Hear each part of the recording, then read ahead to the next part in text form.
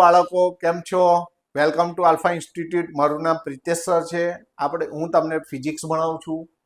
આપણે આજે ચોથું ચેપ્ટર ચાલુ કરવાનું છે ફિઝિક્સમાં. આપણે ફિઝિક્સમાં પહેલું, બીજું અને ત્રીજું ચેપ્ટર કમ્પ્લીટ કરી દીધું છે. એની બધી જ થિયરીઓ, એના બધા એક્ઝામ્પલ એટલે ઉદાહરણો અને સ્વાધ્યાયના દાખલા પણ લઈ લીધેલા છે. તમારા આગળના વિડીયો જોવાના બાકી હોય તો પ્લે લિસ્ટમાં મૂકેલા છે. અને આ જે બધી મારી હેન્ડ રિટન નોટ્સ છે તમારે લખવાની જરૂર નથી, એ પણ ડિસ્ક્રિપ્શન બોક્સમાં મૂકેલી છે, તો તેમાંથી તમે મેળવી શકો છો. આ ઉપરાંત સૌથી પહેલાં તો હજી સુધી તમે સબસ્ક્રાઇબ ના કર્યું હોય તો પહેલાં તો સબસ્ક્રાઇબ કરી દો, એટલે જેવો મારો નવો વિડીયો આવે તરત જ તમારી સુધી પહોંચી જાય. અને આ વિડીયોને તમારા મિત્ર સર્કલની અંદર પણ, મિત્રોમાં પણ શેર કરો અને એમની સાથે પણ સબસ્ક્રાઇબ કરવાઓ. ઓકે, સારું, ચલો આજે આપણે ચોથું ચેપ્ટર સ્ટાર્ટ કરીએ છીએ. એનું નામ છે ગતિમાન વિદ્યુતભાર અને ચુંબકીય ક્ષેત્રો. શરૂઆતમાં આપણે પ્રસ્તાવના લેવાની છે. તો પ્રસ્તાવનાથી અંદરથી પણ ઘણીવાર વિકલ્પો MCQ પૂછાઈ શકે છે. બરાબર છે? તો સૌથી પહેલા અહીં ડેનિશ ભૌતિકશાસ્ત્રી હાન્સ ક્રિશ્ચિયન ઓસ્ટ્રેડે અનુભવ્યું કે સીધા તારમાંથી વિદ્યુત પ્રવાહ પસાર કરવાથી તેની આજુબાજુમાં રાખેલી ચુંબકીય સોયમાં નોંધપાત્ર કોણાવર્તન થાય છે. ડેનિશ ભૌતિકશાસ્ત્રી હાન્સ ક્રિશ્ચિયન ઓસ્ટ્રેડે શું અવલોકન કર્યું કે કોઈ લાંબો વાહક તાર હોય, એમાંથી જો વિદ્યુત પ્રવાહ પસાર કરવામાં આવે તો તેની બાજુમાં રાખેલી ચુંબકીય સોય કોણાવર્તન દર્શાવે છે, એટલે એના ઉપર અસર થાય છે. આવું સૌથી પહેલા કોને? ડેનિશ ભૌતિકશાસ્ત્રી હાન્સ ક્રિશ્ચિયન ઓસ્ટ્રેડે નોંધ્યું. શું નોંધ્યું? શું અનુભવ્યું? સીધા તારમાંથી વિદ્યુત પ્રવાહ પસાર કરવાથી તેની બાજુમાં રાખેલી ચુંબકીય સોયમાં નોંધપાત્ર કોણાવર્તન થાય છે. એનો મતલબ શું? એનું શું અવલોકન કર્યું, શું તારણ કર્યું એ આપણે જોઈએ છે. પણ સૌથી પહેલા તો શું યાદ રાખ્યું આપણે? ડેનિશ ભૌતિકશાસ્ત્રી હાન્સ ક્રિશ્ચિયન ઓસ્ટ્રેડે શું અનુભવ્યું? સીધા તારમાંથી વિદ્યુત પ્રવાહ પસાર કરવામાં આવે તો તેની બાજુમાં રાખેલી ચુંબકીય સોયમાં નોંધપાત્ર કોણાવર્તન થાય છે. જો પ્રવાહની દિશા ઉલટાવીએ તો ચુંબકીય સોયનું કોણાવર્તન પણ ઉલટાઈ જાય છે. ધારો કે પ્રવાહ ઉપર જતો હોય તારમાં, એની જગ્યાએ ધારો કે નીચે આવે છે, તો સોયનું કોણાવર્તન, ધારો કે સાંભળજો, સોયનું કોણાવર્તન જે દિશામાં થતું હોય, ધારો કે હું શું કહું છું, ધારો કે કોણાવર્તન આમ થાય છે, તો આનું આમ થયું, એની જગ્યાએ કોણાવર્તન આમ થાય. ખ્યાલ આવી ગયો? ઉલટી દિશામાં. જો પ્રવાહની દિશા ઉલટાવવામાં આવે તો ચુંબકીય સોયનું કોણાવર્તનની પણ દિશા ઉલટાઈ જાય છે. તો 2 પોઈન્ટ યાદ રહ્યા. પહેલું તો ડેનિશ ભૌતિકશાસ્ત્રી હાન્સ ક્રિશ્ચિયન ઓસ્ટ્રેડે શું અનુભવ્યું? લાંબા તારમાંથી વિદ્યુત પ્રવાહ પસાર કરવામાં આવે તો તેની બાજુમાં રાખેલી ચુંબકીય સોયમાં નોંધપાત્ર દેખાય એવો તમને કોણાવર્તન અથવા એમાં ફેરફાર જોવા મળે છે. પ્રવાહની દિશા ઉલટાવવામાં આવે તો ચુંબકીય સોયના કોણાવર્તનની પણ દિશા ઉલટાઈ જાય છે.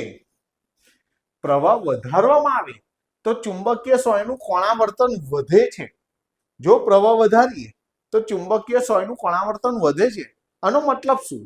એનો મતલબ કે પ્રવાહ વધારો છો તો ચુંબકીય ક્ષેત્રની અસર પણ વધે છે. ચુંબકીય ક્ષેત્ર પણ વધારે ઉદ્ભવે છે. વધારે ચુંબકીય ક્ષેત્રનો અનુભવ થાય છે ચુંબકીય સોયને. ખબર પડી ગઈ? તો પ્રવાહ વધારવામાં આવે તો ચુંબકીય સોયનું કોણાવર્તન પણ વધે છે. જો લોખંડનો ભૂકો તારની આજુબાજુમાં મૂકવામાં આવે તો તાર કેન્દ્રમાં હોય એ રીતે રહે છે, અને લોખંડનો ભૂકો સમકેન્દ્રીય વર્તુળોમાં ગોઠવાઈ જાય છે. આ તો આપણે 9મા 10મા ધોરણમાં પણ હતું. બરાબર ને? જો તારમાંથી વિદ્યુત પ્રવાહ પસાર કરવામાં આવે અને એની આજુબાજુ લોખંડનો ભૂકો ફેરવામાં આવે તો એ લોખંડનો ભૂકો સમકેન્દ્રીય વર્તુળોની જેમ ગોઠવાઈ જાય છે. શું બતાવે છે? કે પ્રવાહ પસાર કરવાથી આજુબાજુ ચુંબકીય ક્ષેત્ર રેખાઓ ઉદ્ભવે છે, એટલે કે ચુંબકીય ક્ષેત્રની અસર જોવા મળે છે અથવા તો વિદ્યુત પ્રવાહને કારણે ચુંબકીય ક્ષેત્ર ઉત્પન્ન થાય છે. ત્યાર પછી ઓસ્ટ્રેડે તારવ્યું કે ગતિમાન વિદ્યુત ભારો અથવા તો એને પ્રવાહ કહેવાય, વિદ્યુત ભારોની ગતિને જ આપણે પ્રવાહ કહીએ છીએ. તો ઓસ્ટ્રેડે તારવ્યું કે ગતિમાન વિદ્યુત ભારો અથવા પ્રવાહ તેમની આસપાસ ચુંબકીય ક્ષેત્ર ઉત્પન્ન કરે છે. પ્રવાહથી હમણાં સર બોલ્યા ને, પ્રવાહ પસાર કરો તો એની આસપાસ શું ઉત્પન્ન થાય છે? ચુંબકીય ક્ષેત્ર ઉત્પન્ન થાય છે. રેડિયો તરંગોની શોધ કોને કરી? જો MCQ માં આવી શકે, રેડિયો તરંગોની શોધ હર્ટ્સે કરી, પરંતુ એને ઉત્પન્ન કોને કર્યા? સૌપ્રથમ જેસી બોસ અને જી માર્કોની બંને ભેગા થઈને એને ઉત્પન્ન કરીને બતાવ્યા. શોધ કોને કરી રેડિયો તરંગોની? તો હર્ટ્સે. બરાબર છે. અને એને ઉત્પન્ન કોને કર્યા? તો જેસી બોસ અને જી માર્કોનીએ ભેગા થઈ અને તેમને ઉત્પન્ન કરીને બતાવ્યા હતા. તો આ બધું પ્રસ્તાવનાની અંદર છે. હજી પ્રસ્તાવનામાં છે, આગળ જોઈએ. બીજું, પાનાના હંમેશા ચુંબકીય ક્ષેત્ર હોય ને, પુસ્તકના પાનાના લંબ હોય. માની લો કે આ પુસ્તકનું પેજ છે, પાનું છે, તો હંમેશા ચુંબકીય ક્ષેત્ર પૃષ્ઠને લંબ હોય, કાં તો પૃષ્ઠની ઉપર તરફ, કાં તો અંદર તરફ, નીચે તરફ, કાં તો બહાર આવતી દિશામાં લંબ, કાં તો અંદર તરફ જતી દિશામાં લંબ. જો બહાર તરફ આવતી દિશામાં લંબ હોય તો આવા સિમ્બોલથી રાઉન્ડ કરીને ટપકું, અને અંદર તરફ આ બહાર આવતી દિશામાં, અને જો અંદર તરફ જતી દિશામાં હોય, આ ચુંબકીય ક્ષેત્રની દિશા હોય, તો રાઉન્ડ કરીને ચોકડી. જો રાઉન્ડ કરીને ચોકડી એવી રીતે દર્શાવવામાં આવે છે.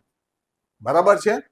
તો પુસ્તકના પૃષ્ઠમાંથી બહાર તરફ નીકળતા વિદ્યુત પ્રવાહ કે ચુંબકીય ક્ષેત્રને તમે રાઉન્ડ કરીને ડોટ વડે દર્શાવે છે, જ્યારે પાનાના પૃષ્ઠમાંથી પ્રવેશતા વિદ્યુત પ્રવાહ કે ચુંબકીય ક્ષેત્રને રાઉન્ડ કરીને ક્રોસ વડે દર્શાવવામાં આવે છે.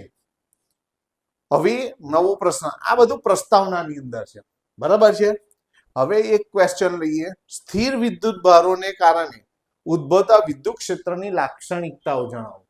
અથવા તો એવું પૂછે, સ્થિર વિદ્યુત ભારોને કારણે ઉદ્ભવતા વિદ્યુત ક્ષેત્ર વિશે માહિતી આપો. તો વિદ્યુત ક્ષેત્ર એ માનવ સર્જિત નથી, પરંતુ તેનું ભૌતિક મહત્વ છે. MCQ માં પણ પૂછી શકે. બરાબર છે. વિદ્યુત ક્ષેત્ર એ માનવ સર્જિત નથી, પરંતુ તેનું ભૌતિક મહત્વ છે. તે ઉર્જા અને વેગમાનને વહન કરી શકે છે. તે પોતાનામાંથી ઉર્જાનું અથવા તો વેગમાનનું વહન કરી શકે છે, પોતામાંથી પસાર થવા દઈ શકે છે. ત્રીજું, તે ઉર્જા અને વેગમાનનું વહન તક્ષણ કરતું નથી, પણ એના માટે થોડોક સમય લે છે. તરત જ ક્ષણભરમાં પસાર નથી થવા દેતું, પસાર થવા દેવા માટે થોડોક સમય લે છે. પહેલો પોઈન્ટ કયો લીધો? માનવ સર્જિત નથી, પણ એનું ભૌતિક મહત્વ છે. બીજું, ઉર્જા અને વેગમાનને વહન કરી શકે છે. ત્રીજું, ઉર્જા અને વેગમાનનું વહન તરત જ નથી કરતું, પરંતુ થોડોક ચોક્કસ સમય લે છે. ત્યાર પછી વિદ્યુત ક્ષેત્રનો ખ્યાલ કોને આપ્યો? ફેરેડે આપ્યું. પણ એનો ઉપયોગ કોને કર્યો? સૌથી પહેલા તો મેક્સવેલે. શામાં કર્યો? તો વિદ્યુત અને ચુંબકીય ક્ષેત્રોના એકાકીકરણમાં, બેનો ભેગો ઉપયોગ કરવામાં એનો ઉપયોગ કર્યો. સૌથી પહેલા વિદ્યુત ક્ષેત્રનો ખ્યાલ કોણે આપ્યો? ફેરેડે આપ્યો. પરંતુ તેનો ઉપયોગ મેક્સવેલે વિદ્યુત અને ચુંબકીય ક્ષેત્રોના એકાકીકરણમાં કર્યો. વિદ્યુત ક્ષેત્ર એ સમય સાથે બદલાઈ શકે છે, આથી એને સમયનું વિધેય પણ કહી શકાય છે. તો આ બધી વિદ્યુત ક્ષેત્ર વિશેની માહિતી થઈ. પહેલું શું કહ્યું? કે વિદ્યુત ક્ષેત્ર એ માનવ સર્જિત નથી, પરંતુ તેનું ભૌતિક મહત્વ છે. તે ઉર્જા અને વેગમાનને વહન કરી શકે છે. હા, પણ વહન કરી શકે, પણ એ તક્ષણ તરત જ ના કરી શકે, એના માટે થોડો સમય લે છે. તો એના પછીનો પોઈન્ટ એ જ છે કે ઉર્જા અને વેગમાનનું વહન તક્ષણ કરતું નથી, પરંતુ થોડોક સમય લે છે. વિદ્યુત ક્ષેત્રનો ખ્યાલ ફેરેડે આપ્યો, પરંતુ એનો સૌથી પહેલા ઉપયોગ કોને કર્યો? મેક્સવેલે. શાના માટે કર્યો? તો વિદ્યુત ક્ષેત્ર અને ચુંબકીય ક્ષેત્રના એકાકીકરણ કરવામાં. અને ત્યાર પછી છેલ્લો પોઈન્ટ, વિદ્યુત ક્ષેત્ર સમય સાથે શું થાય છે? બદલાઈ શકે છે, આથી એને સમયનું વિધેય પણ કહી શકાય છે. તો આ થયું વિદ્યુત ક્ષેત્રનું લાક્ષણ. જેવી રીતે વિદ્યુત ક્ષેત્રની લાક્ષણિકતા થઈ એવી રીતે ચુંબકીય ક્ષેત્રની પણ લાક્ષણિકતા છે. જો ગતિમાન વિદ્યુતભારોથી ઉદ્ભવતા ચુંબકીય ક્ષેત્રની લાક્ષણિકતાઓ જણાવો. ગતિમાન વિદ્યુતભારોથી ઉદ્ભવતા ચુંબકીય ક્ષેત્રની લાક્ષણિકતાઓ જણાવવાની છે. તો આમાં પણ 5 લાક્ષણિકતા છે. જેમ આપણે વિદ્યુત ક્ષેત્રમાં 5 લાક્ષણિકતાઓ જોઈ. જો 1 2 3 4 5 આ વિદ્યુત ક્ષેત્રની, અને એ સ્થિર વિદ્યુતભારોને કારણે વિદ્યુત ક્ષેત્ર ઉદ્ભવે. જ્યાં ગતિમાન વિદ્યુતભાર હોય તો ચુંબકીય ક્ષેત્ર ઉદ્ભવે. તો જો એ જ લખેલું છે. ગતિમાન વિદ્યુતભારોથી ઉદ્ભવતા ચુંબકીય ક્ષેત્રની લાક્ષણિકતાઓ જણાવો. ચુંબકીય ક્ષેત્ર એ સદિશ ક્ષેત્ર છે, એટલે એને દિશા હોય છે. ઓકે, તે અવકાશના દરેક બિંદુએ વ્યાખ્યાયિત કરી શકાય છે. એટલે કોઈ પણ જગ્યા એવી નથી હોતી કે જ્યાં તેનું અસ્તિત્વ નથી હોતું. દરેક જગ્યાએ એને ટૂંકમાં એને તમે ઉત્પન્ન કરી શકો છો. દરેક જગ્યાએ તે સમય પર આધારિત હોઈ શકે છે, એટલે એને સમયનું વિધેય પણ કહી શકે છે, અથવા તો એ સમય સાથે બદલાઈ શકે છે. તે સંપાતપણાના સિદ્ધાંતને અનુસરે છે, એટલે સંપાતપણાના સિદ્ધાંતને અનુસરે છે એટલે એના નિયમનું પાલન કરે છે. ઘણા બધા ઉદ્ગમોનું કુલ ચુંબકીય ક્ષેત્ર કેટલું થાય? તો દરેક ઉદ્ગમના સ્વતંત્ર ચુંબકીય ક્ષેત્રોના સદિશ સરવાળે જેટલું થાય. ઘણા બધા ઉદ્ગમોનું ભેગું થઈને જે કુલ ચુંબકીય ક્ષેત્ર હોય એ કુલ ચુંબકીય ક્ષેત્ર કેટલું હોય છે? દરેક ઉદ્ગમોનું જે ચુંબકીય ક્ષેત્ર હોય છે એનો સદિશ સરવાળો કરવામાં આવે એટલું હોય છે. તો એ જ લખેલું. તો 5 મુદ્દા થઈ ગયા. પહેલો મુદ્દો શું હતો? સદિશ ક્ષેત્ર છે. બીજો મુદ્દો શું છે? તે અવકાશના દરેક બિંદુએ વ્યાખ્યાયિત કરી શકાય છે. ત્રીજો મુદ્દો શું છે? તે સમય પર આધારિત હોઈ શકે છે. ચોથો મુદ્દો શું છે? તે સંપાતપણાના સિદ્ધાંતને અનુસરે છે. અને 5મો મુદ્દો શું છે? ઘણા બધા ઉદ્ગમોનું કુલ ચુંબકીય ક્ષેત્ર એ દરેક સ્વતંત્ર ઉદ્ગમના ચુંબકીય ક્ષેત્રોના સદિશ સરવાળા બરાબર હોય છે, એના જેટલું હોય છે. તો આપણે સ્થિર વિદ્યુતભારોને લીધે ઉદ્ભવતા વિદ્યુત ક્ષેત્રના ગુણધર્મો જોયા, અને એવી જ રીતે ગુણધર્મો કહો, લાક્ષણિકતાઓ કહો, અને ગતિમાન વિદ્યુતભાર હોય તો એનાથી ચુંબકીય ક્ષેત્ર ઉદ્ભવે છે, અને એના વિશેના આપણે વિશિષ્ટ મુદ્દાઓ આપણે ધ્યાનમાં લીધા. ઓકે, ત્યાર પછીની થિયરી જોઈએ આપણે. બસ અહીંથી હવે આપણું મેઇન પોર્શન ચાલુ થાય છે. હવેની બધી થિયરીઓ તમારે તૈયાર કરવાની છે. પહેલું લોરેન્સ બળ સમજાવો. તો લોરેન્સ બળનું બીજું નામ છે વિદ્યુત ચુંબકીય બળ. લોરેન્સ બળને બીજું શું નામ, કયા નામથી ઓળખાય છે? વિદ્યુત ચુંબકીય બળ. કારણ કે તેમાં વિદ્યુત બળ અને ચુંબકીય બળ બંનેનો સમાવેશ થયેલો હોય છે. બંને ભેગું થઈને આ બળ બનેલું છે. અને સૌ પ્રથમ એને લોરેન્સ નામના વૈજ્ઞાનિક, એકલા લોરેન્સે નહીં, ઘણા બધા ભેગા થઈને, જો અહીં લખેલું છે, સૌ પ્રથમ આ બળ H.A. લોરેન્સ, એમ્પિયર અને બીજાઓએ કરેલા ઘણા બધા પ્રયોગો પરથી દર્શાવ્યું હતું. આથી એને લોરેન્સ બળ કહેવામાં આવે છે. લોરેન્સ બળ કેમ કહેવામાં આવે છે? કે બીજા બધા ભેગા થઈ કર્યો, પણ સૌથી વધારે ફાળો લોરેન્સનો હતો, એટલે એના નામ પરથી લોરેન્સ બળ કહેવામાં આવે છે. ધારો કે વિદ્યુત ક્ષેત્ર ER હોય અને ચુંબકીય ક્ષેત્ર BR હોય. ER નો મતલબ R અંતરે વિદ્યુત ક્ષેત્ર, BR નો મતલબ R અંતરે ચુંબકીય ક્ષેત્ર. ચુંબકીય ક્ષેત્રને B વડે દર્શાવીએ છીએ, વિદ્યુત ક્ષેત્રને E વડે દર્શાવીએ છીએ. ધારો કે વિદ્યુત ક્ષેત્ર E of R અને ચુંબકીય ક્ષેત્ર B of R ની હાજરીમાં જ્યારે બંને હાજર હોય, વિદ્યુત ક્ષેત્ર અને ચુંબકીય ક્ષેત્ર બંને હાજર હોય, ત્યારે કોઈ એક બિંદુવત વિદ્યુતભાર Q પર લાગતું બળ નીચે મુજબ દર્શાવી શકાય છે. જ્યારે વિદ્યુત ક્ષેત્ર E of R અને ચુંબકીય ક્ષેત્ર B of R બંનેની હાજરી હોય ત્યારે કોઈ Q વિદ્યુતભાર પર લાગતું બળ નીચે મુજબ દર્શાવી શકાય છે. તો કેટલું બળ લાગે છે? તો વિદ્યુત ક્ષેત્ર વડે લાગતું બળ વિદ્યુત બળ, ચુંબકીય ક્ષેત્ર વડે લાગતું બળ ચુંબકીય બળ. તો વિદ્યુત બળનું સૂત્ર Q E of R છે, Q of સદિશ ER, અને ચુંબકીય બળનું સૂત્ર છે Q કૌંસમાં સદિશ V ક્રોસ સદિશ B of R. તો આ તમારે વિદ્યુત બળ અને ચુંબકીય બળના સૂત્રો યાદ રાખવાના છે. વિદ્યુત બળનું સૂત્ર Q સદિશ E of R. શું સૂત્ર છે? વિદ્યુત બળનું સૂત્ર Q સદિશ E of R. ચુંબકીય બળનું સૂત્ર ક્યુ કૌંસમાં સદિશ v ક્રોસ સદિશ b ઓફ r. જો ક્યુ કૌંસમાં સદિશ v ક્રોસ સદિશ b ઓફ r. બરાબર છે. હવે સરે શું કર્યું છે, બંનેમાંથી ક્યુ ને કોમન કરી લીધો, તો મોટા કૌંસમાં સદિશ e ઓફ r પ્લસ સદિશ v ક્રોસ સદિશ b ઓફ r આવું રહ્યું. આ જે મળ્યું આ સમીકરણને આપણે લોરેન્સ બળ કહેવામાં આવે છે. તેને તમારે ફ્રેમ કરીને લખવું હોય તો તમે ફ્રેમ કરીને પણ લખી શકો છો. તો એને આપણે ફ્રેમ કરી દઈએ.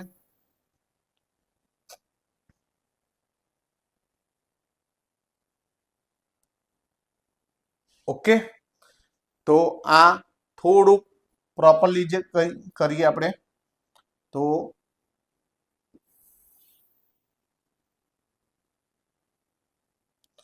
ઓકે લો, તો આ સૂત્ર તમારે યાદ રાખવાનું છે. સૌપ્રથમ આ બળ એચ એ લોરેન્સ એમ્પિયર અને બીજાઓએ કરેલા ઘણા પ્રયોગો પરથી દર્શાવ્યું હતું, આથી તેને લોરેન્સ બળ કહેવામાં આવે છે. તો 2 માર્કની સરસ મજાની આ થિયરી છે, તમારે એને સરસ રીતે તૈયાર કરવાની છે. ત્યાર પછીની થિયરી જોઈએ. લોરેન્સ બળની લાક્ષણિકતાઓ 3 લાક્ષણિકતા છે. તો પહેલી, તે ક્યુ વી અને બી પર આધાર રાખે છે. ક્યુ નો મતલબ વિદ્યુતભાર, વી નો મતલબ વિદ્યુતભારનો વેગ અને બી નો મતલબ ચુંબકીય ક્ષેત્ર, ત્રણેય પર આધાર રાખે છે. તેની દિશા, લોરેન્સ બળની દિશા સ્ક્રૂના નિયમ પરથી અથવા જમણા હાથના સદિશ માટેના નિયમ પરથી દર્શાવી શકાય છે. કયા કયા નિયમ? કાં તો સ્ક્રૂનો નિયમ, કાં તો જમણા હાથના નિયમ પરથી એની દિશા નક્કી કરી શકાય છે. ત્યાર પછી જો વિદ્યુતભાર ગતિ ન કરતા હોય તો ચુંબકીય ક્ષેત્ર ઉદ્ભવી શકે નહીં. એટલે લખ્યું છે જો વિદ્યુતભાર ગતિ ન કરતા હોય તો ચુંબકીય ક્ષેત્ર શૂન્ય થાય છે. તો 3 મુદ્દા છે. પહેલો મુદ્દો, તે શાના પર આધાર રાખે છે. બીજો મુદ્દો, તેની દિશા શાની કેવી રીતે શોધી શકાય છે. અને ત્રીજો મુદ્દો, ક્યારે ચુંબકીય બળનું અસ્તિત્વ નથી હોતું. તો પહેલું, તે કોના કોના પર આધાર રાખે છે? ક્યુ, વી અને બી, એટલે વિદ્યુતભાર, વિદ્યુતભારના વેગ અને ચુંબકીય ક્ષેત્ર 3 પર આધાર રાખે છે. એની દિશા શાના પરથી નક્કી થાય છે? તો સ્ક્રૂના નિયમ પરથી અથવા જમણા હાથના સદિશ માટેના નિયમ પરથી એની દિશા નક્કી કરી શકાય છે. અને જો વિદ્યુતભાર ગતિમાં ન હોય તો ચુંબકીય બળ શૂન્ય થાય છે. ત્યારબાદ વધારાના મુદ્દા છે જે તમને એમસીક્યુમાં પણ આવી શકે છે, કારણ કે ચુંબકીય બળના એકમો છે, એનો મોટો એકમ છે, એનો નાનો એકમ છે, એનો એસઆઈ એકમ છે. બરાબર છે. પૃથ્વીનું ચુંબકીય ક્ષેત્ર કેટલું છે, આ બધા પણ મુદ્દા આની અંદર સમાવેલા છે. તો એક્સ્ટ્રા પોઈન્ટ્સ છે બધા. અહીં પેલો પ્રશ્ન પતી ગયો છે. લોરેન્સ બળની આ 3 જ લાક્ષણિકતા છે. હવે આ અલગ છે મુદ્દો. ચુંબકીય ક્ષેત્ર બી નો એકમ ન્યૂટન સેકન્ડ પર કુલમ મીટર. સંકેતમાં લખીએ, સિમ્બોલમાં, તો ન્યૂટન સેકન્ડ પર કુલમ મીટર છે. આ એકમ કોને શોધેલો? નિકોલા ટેસ્લા નામના વૈજ્ઞાનિકે. એના માનમાં ટેસ્લાનો ટી વડે પણ દર્શાવવામાં આવે છે. અહીં ટી એટલે ટેસ્લા એકમ છે. અહીં ટી એટલે ટેમ્પરેચર, ટી એટલે આવર્તકાળ, એવું નહીં વિચારવાનું. બરાબર છે. અહીં ટી નો મતલબ ટેસ્લા છે. ચુંબકીય ક્ષેત્રનો એકમ ટેસ્લા છે. ટેસ્લા એ મોટો એકમ છે અને એને એસઆઈ એકમ માનવામાં આવે છે. એસઆઈ એકમ એટલે સિસ્ટમ ઓફ ઇન્ટરનેશનલ. આખા ઇન્ટરનેશનલ લેવલે એને સ્વીકારવામાં આવ્યો છે. એને સ્ટાન્ડર્ડ ગણવામાં આવ્યો છે. ઓકે, તો કયો? આ તો બધા ટેસ્લા તો બધા યાદ જ જવાનું છે. યાદ આ રાખવાનું છે, ન્યૂટન સેકન્ડ પર કુલમ મીટર. ન્યૂટન સેકન્ડ પર કુલમ મીટર. ઓકે. ત્યાર પછી ટેસ્લા એ મોટો એકમ છે. તેનો નાનો એકમ ગોસ છે. 1 ગોસ એટલે 10⁻⁴ ટેસ્લા. 10⁻⁴ એટલે 1 ટેસ્લાનો 10,000મો ભાગ. 1 ટેસ્લાના 10,000મા ભાગને ગોસ, 1 ગોસ કહેવામાં આવે છે. દાખલામાં આવશે, પૃથ્વીનું ચુંબકીય ક્ષેત્ર આશરે 3.6 × 10⁻⁵ ટેસ્લા જેટલું હોય છે. પૃથ્વીનું ચુંબકીય ક્ષેત્ર 3.6 × 10⁻⁵ ટેસ્લા. એક આ એમસીક્યુમાં પૂછી શકે એવું છે અને એક એકમ. બે તમારે તૈયાર રાખવાના છે. બંનેને તમારે ફ્રેમ કરીને લખવું હોય તો તમે લખી શકો છો. તો આપણે ફ્રેમ કરી દઈએ.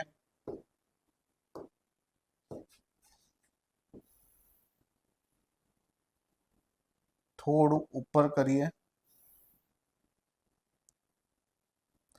ઓકે, અને આ જે એકમ છે એ પણ તમે ન્યૂટન સેકન્ડ પર કુલમ મીટર. ઓકે, તો યાદ રાખવાનું છે. ત્યાર પછીનો મુદ્દો જોઈએ. ચુંબકીય ક્ષેત્રમાં મૂકેલા વિદ્યુત પ્રવાહ ધારિત વાહક તાર પર લાગતા ચુંબકીય બળનું સૂત્ર magnetic force is equal two BIL. તમને થાય સર લોરેન્સ બળમાં તો ચુંબકીય બળનું સૂત્ર Q કૌંસમાં V ક્રોસ B લીધું, પણ જ્યારે વિદ્યુતભાર ગતિમાં હોય, વિદ્યુતભારની વાત આપી હોય, વિદ્યુતભારના વેગની માહિતી આપી હોય, ત્યારે ચુંબકીય બળનું સૂત્ર Q કૌંસમાં V ક્રોસ B લેવાનું. પણ જ્યારે તમને વિદ્યુત પ્રવાહ આપેલો હોય, વાહકતાની લંબાઈ આપેલી હોય, ચુંબકીય ક્ષેત્રનું મૂલ્ય આપેલું હોય, ત્યારે તમારે ચુંબકીય બળનું સૂત્ર BIL લેવાનું. પેલું પણ સૂત્ર છે Q. ચુંબકીય બળના બે સૂત્રો થયા. હા, આ Q કૌંસમાં સદિશ V ક્રોસ B પણ છે અને BIL પણ છે. હવે આ તો ખબર છે આપણને, એનો ઉપયોગ કરીને આ મેળવવાનું છે. BIL બિલ એવી રીતે યાદ રખાય ટૂંકમાં, બરાબર. આપણે લાઇટ બિલ, ગેસ બિલ બધા બિલ ભરીએ છીએ ને, તો એવી રીતે તમે યાદ રાખી શકો. એટલે BIL. ઓકે, સારું. કેવી રીતે મેળવીએ તો જુઓ, એક વિદ્યુતભાર પર લાગતું ચુંબકીય બળ એને સ્મોલ FM વડે દર્શાવીએ. એ Q કૌંસમાં સદિશ V ક્રોસ સદિશ B છે અને સમીકરણ નંબર 1 આલ દો. એક વિદ્યુતભાર પર લાગતા ચુંબકીય બળને સ્મોલ FM સદિશ સ્મોલ FM બરાબર Q કૌંસમાં સદિશ V ક્રોસ સદિશ B વડે દર્શાવવામાં આવે છે. એને સમીકરણ 1 લઈ લો. હવે વિદ્યુતભારની સંખ્યા ઘનતાને સ્મોલ n વડે દર્શાવાય. ધારો કે કુલ વિદ્યુતભારની સંખ્યા કેપિટલ N છે અને કદ અમુક કદમાં n સંખ્યા છે. કદ એટલે ક્ષેત્રફળ ગુણ્યા લંબાઈ A ઇન્ટુ L. હવે આ AL છે એને આ બાજુ લઈ જાઓ, કેપિટલ N ને કરતા બનાવો એટલે NAL આવું થાય અને સમીકરણ 2 આપી દો. બંને સમીકરણની જરૂર પડશે. પહેલું સમીકરણ કયું છે તો એક વિદ્યુતભાર પર લાગતું ચુંબકીય બળ સદિશ સ્મોલ FM બરાબર Q કૌંસમાં સદિશ V ક્રોસ સદિશ B. બીજું અહીં કેપિટલ N નું સૂત્ર શું થયું? Small n AL. Small n અને સ્મોલ l એ કેપિટલ છે, આ ધ્યાનમાં રાખજો. હવે આપણે તો n વિદ્યુતભારો માટે એટલે કુલ ચુંબકીય બળ બધાનું ભેગું, તો એને સદિશ capital FM is equal two n into સદિશ FM. એક કણના એક વિદ્યુતભારના ચુંબકીય બળ ગુણ્યા કુલ વિદ્યુતભારો. ખબર પડી ગઈ? બંનેની કિંમત મૂકી દો. n ની કિંમત છે, FM ની કિંમત છે, બંનેની કિંમત અહીં આપણે મૂકવાની છે. એને પણ તમે ફ્રેમ કરીને મૂકશો તો પણ વધારે સારું છે. તો એને તમે ફ્રેમ કરીને મૂકી દો. આને પણ ફ્રેમ કરાશે અને આને પણ ફ્રેમ કરો અને બંનેની કિંમત આની અંદર મૂકી દો. સમીકરણ 1 અને 2 પરથી બંનેની કિંમત મૂકી. પહેલા n ની કિંમત મૂકી NaL અને પછી સદિશ FM ની કિંમત મૂકી Q કૌંસમાં સદિશ V ક્રોસ સદિશ B. હવે સાંભળજો, આ NVQ ની જગ્યાએ પ્રવાહ ઘનતા J કહેવાય. J એટલે શું થાય? પ્રવાહ ઘનતા. કોણ NVQ. V લખો કે VD લખો, ડ્રિફ્ટ વેગ, વિદ્યુતભારનો ડ્રિફ્ટ વેગ. તમે એકલો V અહીં ગણશો તો પણ ચાલશે. NVQ તો NV અને Q AL રહેશે. AL એવો ને એવો. NVQ ની જગ્યાએ J અને ક્રોસ B તો ખરા જ. પ્રવાહ ઘનતા સદિશ રાશિ છે એટલે ઉપર તીર કરવાનું ભૂલતા નહીં. આ પ્રવાહ ઘનતાનું સૂત્ર છે NVDQ. બરાબર છે? આ તમારે સૂત્ર યાદ રાખવાનું છે. એની જગ્યાએ NVQ ની જગ્યાએ AL તો એવો નહીં વાત. NVQ ની જગ્યાએ પ્રવાહ ઘનતા J ક્રોસ સદિશ B. હવે આ ક્રોસ ગુણાકાર કરીએ તો બંને અદિશ થઈ જાય અને સાઈન થીટા આવે. હંમેશા યાદ રાખજો, ક્રોસ ગુણાકાર કરીએ તો સાઈન થીટા આવે, ડોટ ગુણાકાર કરીએ તો કોસ થીટા આવે.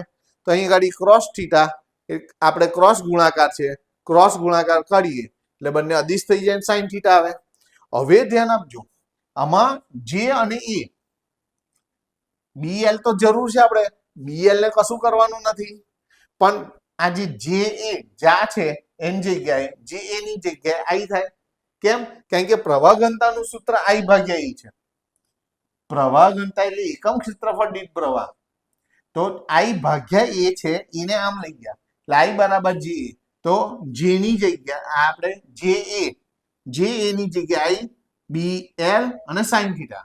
એવું પણ કહેવાય આઈ જા, આપણે કોને કહીએ ને આઈ જા, બરાબર ને? તો આઈ જા એવી રીતે તમે યાદ પણ રાખી શકો છો. હવે સાંભળો, જો થીટા બરાબર 90 લઈએ તો થીટા બરાબર 90 લઈએ તો સાઈન 90 ની કિંમત 1 થાય. એક ના લખીએ તો ચાલે. તો BIL ઓર્ડરમાં લખી દો ક્રમમાં. તો ચુંબકીય બળનું સૂત્ર BIL મળી જાય છે. તો સહેલું જ છે, તમારે પહેલા બે યાદ રાખવાના છે. એક વિદ્યુત ભાર પર લાગતું ચુંબકીય બળ સદિશ સ્મોલ fm બરાબર q કૌંસમાં સદિશ v ક્રોસ સદિશ b. પછી આપણે n વિદ્યુત ભારોનું મૂલ્ય કેપિટલ N બરાબર small n capital A small n. સમીકરણ 2 બંને. હવે n વિદ્યુત ભારો માટે કુલ ચુંબકીય બળ સદિશ capital Fm is equal two n સદિશ સ્મોલ fm. બંનેની સમીકરણ 1 ને 2 પરથી બંનેની કિંમતો મૂકો. હવે n al તો એવા ને એવા n q v ની જગ્યાએ આપણે સદિશ j લખવાનો છે. ક્રોસ b તો ખરો જ. ક્રોસ ગુણાકાર કરીએ એટલે સાઈન થીટા આવશે. એમાં જે એ ની જગ્યાએ તમારે આઈ મૂકવાનો છે. થીટા બરાબર 90 મૂકીએ સાઈન 90 ની કિંમત 1 થાય, નહીં લખીએ ચાલશે. તો BIL આન્સર આવી ગયો. તો ચુંબકીય બળનું સૂત્ર BIL મેળવવાનું કે તો માર્ક જવા જોઈએ નહીં. ઓકે, ત્યાર પછીની થિયરી જોઈએ આપણે. પેચ નું સૂત્ર મેળવો અથવા સાયક્લોટ્રોનનો સિદ્ધાંત મેળવો. સાયક્લોટ્રોન શું છે? એક ડિવાઇસ છે, એક સાધન છે. એવું સાધન છે જે હલકા કણોને ખૂબ જ ગતિમાન કરી આપે છે, એનો વેગ વધારી આપે છે, એને પ્રવેગિત કરી આપે છે, અને પ્રવેગિત કર્યા પછી જે તે ટાર્ગેટ હોય એના પર અથાડવા માટે આ સાયક્લોટ્રોનનો ઉપયોગ થાય છે. બરાબર? એનો સિદ્ધાંત અહીંયા આગળ વર્ણવવો છે. તો અહીંયા આગળ તમારે કોઈ એક વિદ્યુત ભાર છે, એ કેવી ગતિ કરે છે? સર્પિલ ગતિ. વર્તુળાકાર ના કહેવાય ને, અને કેવી કહેવાશે? સર્પિલ ગતિ કહેવાય.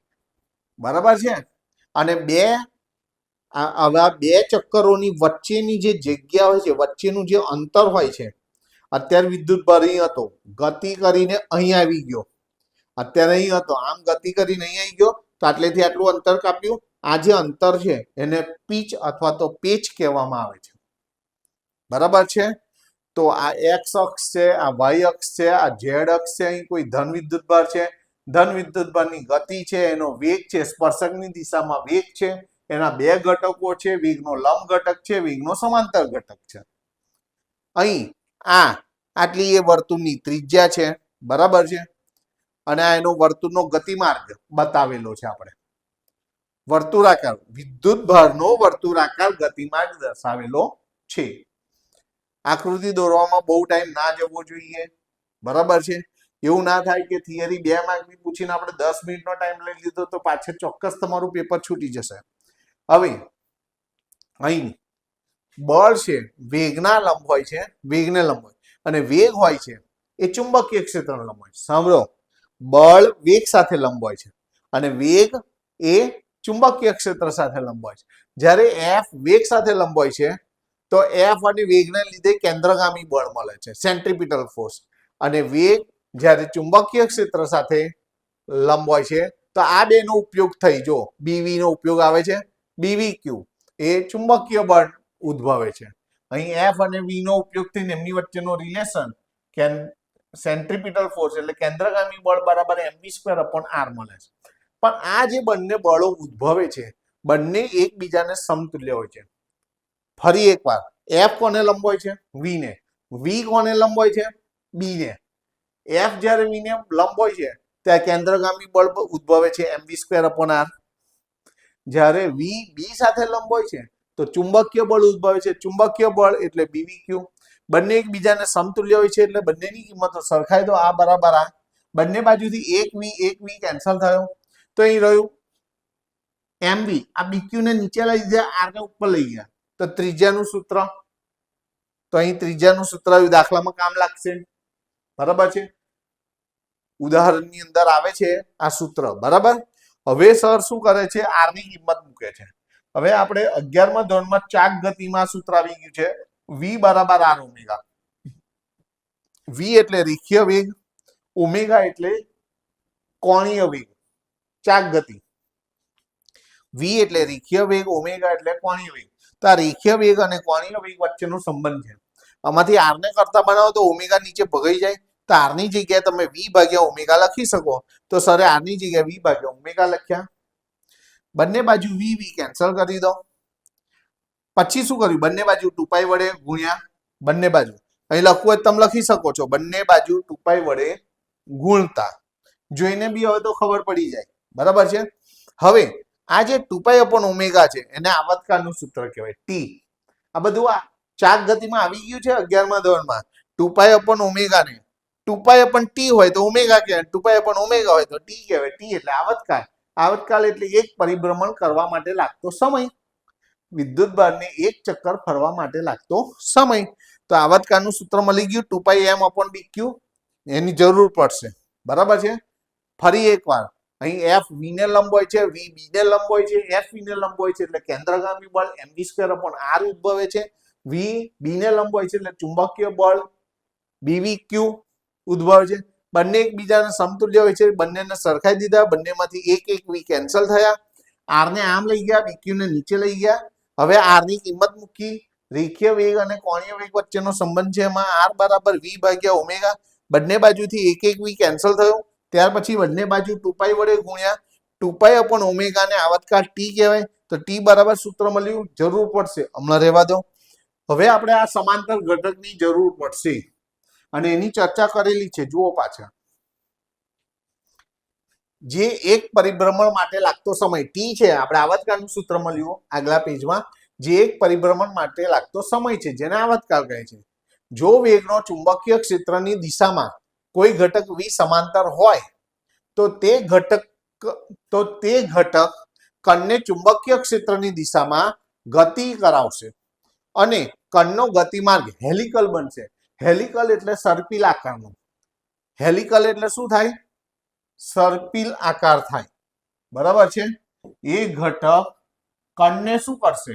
કણને ચુંબકીય ક્ષેત્રની દિશામાં ગતિ કરાવશે. જો વેગનો ચુંબકીય ક્ષેત્રની દિશામાં કોઈ ઘટક v સમાંતર હોય તો એ ઘટક કણને ચુંબકીય ક્ષેત્રની દિશામાં ગતિ કરાવશે અને કણનો ગતિમાર્ગ હેલિકલ થશે. હવે પેચની વ્યાખ્યા. એક પરિભ્રમણ દરમિયાન વિદ્યુત ભારિત કણે ચુંબકીય ક્ષેત્રની દિશામાં કાપેલા અંતરને પેચ p અથવા પીચ p કહેવામાં આવે છે. એક પરિભ્રમણ દરમિયાન વિદ્યુત ભારે ચુંબકીય ક્ષેત્રની દિશામાં કાપેલા અંતરને પેચ અથવા તો પીચ p કહેવામાં આવે છે. તો p નું સૂત્ર v સમાંતર t. તો v સમાંતર એવો ને t આપણે પાછળ સૂત્ર મેળવ્યું 2π m અપોન dq એ મૂકી દેવાનું એટલે આ પેચનું સૂત્ર મળી ગયું. તો એક્ઝામ માટે અગત્યની થિયરી છે. જો વેગનો ચુંબકીય ક્ષેત્રની દિશામાં ઘટક v સમાંતર હોય તો એ ઘટક શું કરે છે? કણને ચુંબકીય ક્ષેત્રની દિશામાં ગતિ કરાવશે અને એનો માર્ગ કેવો બને છે? હેલિકલ એટલે કે સર્પિલ આકારનો બને છે. અને એક પરિભ્રમણ દરમિયાન વ્યાખ્યા, એક પરિભ્રમણ દરમિયાન વિદ્યુત ભારિત કણે ચુંબકીય ક્ષેત્રની દિશામાં કાપેલ અંતરને પેચ p કહે છે. p બરાબર v સમાંતર ઘટક ઇન્ટુ t. t નું સૂત્ર મૂકી દો. v સમાંતર એવા ને એવા 2π m અપોન dq. ઓકે. ત્યાર પછીની થિયરી બહુ જ અગત્યનો નિયમ છે. વિદ્યુત પ્રવાહ ખંડના કારણે મળતું ચુંબકીય ક્ષેત્ર સમજાવો. અથવા આ શબ્દ બીજી રીતે પૂછે, બાયો સાવર્ટના નિયમ સમજાવો. બધાને આ તો યાદ હોય છે બાયો સાવર્ટનો નિયમ, પણ ઘણીવાર બાયો સાવર્ટનો નિયમ એવો શબ્દ ના લખે અને વિદ્યુત પ્રવાહ ખંડના કારણે મળતું ચુંબકીય ક્ષેત્ર સમજાવો એવી રીતે પૂછે છે તો છોકરાઓ ગૂંચવાઈ જાય છે કે આ કઈ થિયરી. પ્રવાહખંડને કારણે રચાતું ચુંબકીય ક્ષેત્રને જ આપણે બાયો સાવર્ટનો નિયમ કહેવામાં આવે છે. તો અહીં આગળ એક XY વાહકતાર છે, રેન્ડમ કોઈ પણ એક આકારનો. એમાંથી વહેતો પ્રવાહ I દર્શાવેલો છે. એમાં સૂક્ષ્મ પ્રવાહખંડ IDL દર્શાવેલો છે. એનાથી r અંતરે બિંદુ P છે. ત્યાં ઉદ્ભવતું આ સૂક્ષ્મ ખંડને લીધે ઉદ્ભવતું સૂક્ષ્મ ચુંબકીય ક્ષેત્ર dB છે. આ ચુંબકીય ક્ષેત્ર પૃષ્ઠને લંબ પરંતુ અંદર તરફની દિશા હોય છે. એટલે આવી રીતે રાઉન્ડ કરીને ચોકડી કરેલી છે. હવે આ પ્રવાહખંડની દિશા અને ચુંબકીય ક્ષેત્રની દિશા અથવા સ્થાનાંતર સદિશની દિશા બંને વચ્ચેનો ખૂણો થીટા હોય છે. આ બધું જ તમારે અહીંયા ગાડી શબ્દોમાં લખવાનું છે. સર જેટલું બોલ્યા ફરી વાર જો ધીરેથી બોલીએ. પહેલા આકૃતિમાં આ શું છે? વાહક તાર XY છે. આ શું છે? વાહક તાર. એમાંથી શું પસાર થાય છે? પ્રવાહ પસાર થાય છે. આઈડીએલ શું છે? પ્રવાહખંડ છે. એનાથી આર અંતરે શું છે? બિંદુ P છે. ત્યાં આ સૂક્ષ્મ પ્રવાહખંડને લીધે ઉદ્ભવતું સૂક્ષ્મ ચુંબકીય ક્ષેત્ર ડીબી શોધવું છે. એ કઈ દિશામાં હોય? ચુંબકીય ક્ષેત્ર તો હંમેશા લંબ હોય પૃષ્ઠને, પરંતુ અંદર તરફની દિશામાં હોય છે. આ સ્થાનાંતરની દિશા અને પ્રવાહખંડની દિશા વચ્ચેનો ખૂણો થીટા હોય છે. બરાબર છે. આ બધું જ તમારે આકૃતિ દોરવાની છે અને તમારે એની માહિતી લખવાની છે. આકૃતિમાં વિદ્યુત પ્રવાહ ધારિત વાહક તાર XY દર્શાવેલ છે. આ વાહકનો અતિ સૂક્ષ્મ ખંડ ડીએલ ધ્યાનમાં લો. આ ખંડના કારણે તેનાથી આર અંતરે આવેલા બિંદુ P પાસે ઉદ્ભવતું ચુંબકીય ક્ષેત્ર શોધવાનું છે. ધારો કે ડીએલ અને આર વચ્ચેનો કોણ, આ ડીએલ અને આર વચ્ચેનો કોણ થીટા છે. બાયો-સાવર્ટના નિયમ મુજબ ચુંબકીય ક્ષેત્ર ડીબી નું મૂલ્ય આઈડીએલ ના સમપ્રમાણમાં, પ્રવાહખંડના સમપ્રમાણમાં અને અંતર આર ના વર્ગના આઈડીએલ ના સમપ્રમાણમાં, આ જે ચુંબકીય ક્ષેત્ર હોય છે બી, આઈડીએલ ના સમપ્રમાણમાં અને આર ના વર્ગના વ્યસ્ત પ્રમાણમાં, આઈડીએલ ના સમપ્રમાણમાં અને અંતર આર ના વર્ગના વ્યસ્ત પ્રમાણમાં હોય છે. તો આવું લખ્યા પછી આપણે એનું સૂત્ર લખીએ. તો ડીબી એ આઈડીએલ સાથે સમપ્રમાણમાં અને આર ના વર્ગના વ્યસ્ત પ્રમાણમાં, આર નો વર્ગ જોડે આર ઘન કેમ લખ્યો? તો અહીં જોડે સદિશ આર લખ્યો છે ને વધારાનો, એટલે. હવે આ પ્રમાણ કાઢીએ એટલે અચળાંક આવે μ0/2π.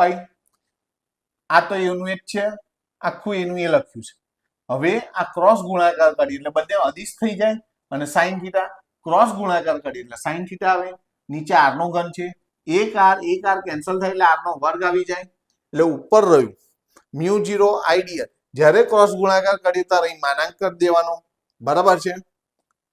અત્યાર સુધી સદિશ સ્વરૂપે હતો એટલે ઉપર તમારે તીર બને તો તીર દર્શાવો.